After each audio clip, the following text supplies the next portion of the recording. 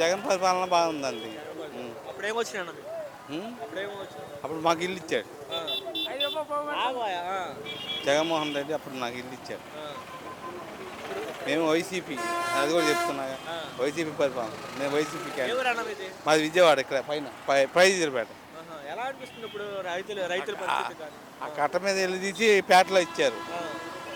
సొంతంగా వెళ్ళిచ్చారు అప్పుడు? ఉమ్. ఆ. రాజశేఖర రెడ్డి ఉన్నాడు అప్పుడు. ఆ.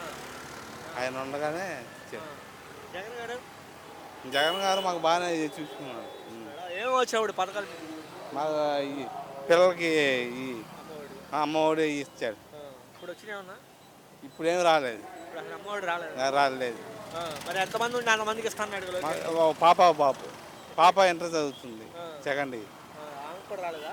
ఆమెకు రాలేదు. బాబు బాబు 10th క్లాస్ చదివి ఆపేశాడు. ఆపేశాడు. పాపకి ఫీజు రియంబర్స్మెంట్ కూడా పడలేదా? అయ్యేం మనకు తెలియదు. కాలేజీ ఫీజు లేదు, పర్లేదు. పడలేదా? ఇప్పుడు ఎలా అనిపిస్తుంది మరి ఇప్పుడు? జగన్మోహన్ రెడ్డి ఉన్నప్పుడు బాగా ఇచ్చారండి. కరెంట్ బిల్లులు ఎలా ఉన్నాయి?